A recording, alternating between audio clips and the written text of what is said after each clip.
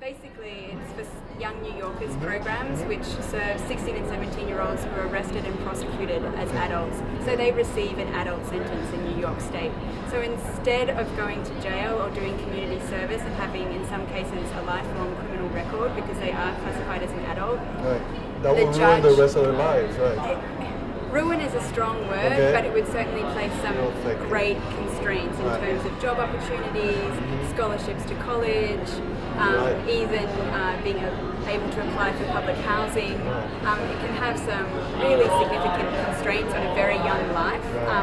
So instead of those consequences, the judge can sentence these children to Young New Yorkers, which is an 8-week program that uses art and restorative justice. When I graduated from university, I was fortunate enough to win a fellowship to do a public art project to give voice to 16 and 17-year-olds who were arrested. So that's how it started, and then it rapidly evolved into a court-mandated project. From the beginning, it's always been an incredible collaboration between architects, designers, and artists.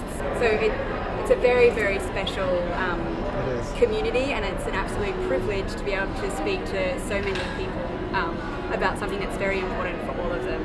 Because now the DA, the district attorney, is aligned with Young New Yorkers and wants it as a sentencing option. The defenders want it as a great sentencing option for their clients. The judges would like it, and the court administrators want it to happen. So we've got all that support behind us, and at the moment the only thing that we're lacking is the funding to really reliably provide programs. We're still very grassroots in terms of funding, and that's kind of represented by how amazing this show is, with over 70 artists donating works. I see a lot of artists. I met Lunar New Year. I see that you have a lot of really cool, famous artists out here. He curated this show, and he's been on board from the beginning. I never envisioned it being court mandated. I only saw it as a public art project. And then the opportunity arose, to not be a one-off project but an ongoing organisation. And I had no idea that I was going to be an executive director of a fledgling organisation when I started this. I actually thought I was going to be a kick-ass artist or someone really cool.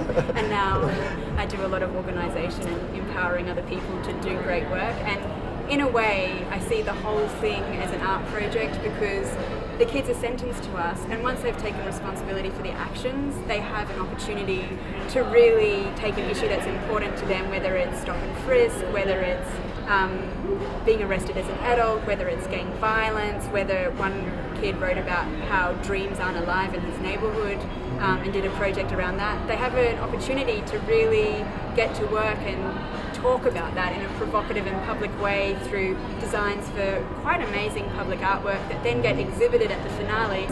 So you guys get to these kids to channel some of those issues into art, into service for the community through art. And I see, I guess, a lot of the artists that are throwing their support behind this is because they probably see themselves reflected a little bit in art. Right? Yeah, I think that's a really beautiful thing. I think a lot of the artists were looking for a way to express themselves, had the experience when they were younger of not being heard, not being known, having little power. Some of them were graffiti artists when they were growing up. In fact, some of our attorneys were graffiti artists growing up and got arrested and in trouble, or saw their friends arrested, saw their friends, the negative impact it had. And so it really means a lot to people. It's such an important project to everyone that's volunteered. Where is a good place where we can find information of young New Yorkers? Where do we go? How do we find information about these exhibitions, about the kids? Well, we have a website called youngnewyorkers.org. There's a 7-minute video on there that shows how transformative the program can be and the artworks that the kids choose to create. And you can also donate online, which is like the difference between us being a reality, an ongoing reality or not, or how many kids we can serve. Rachel, all my respect. Thank what you guys do here. Thank you so much. Thanks for having us. Thanks for having us, and we really appreciate your time. And I appreciate your time. So appreciate it. I appreciate Go your mingle time. and relax and enjoy, because this is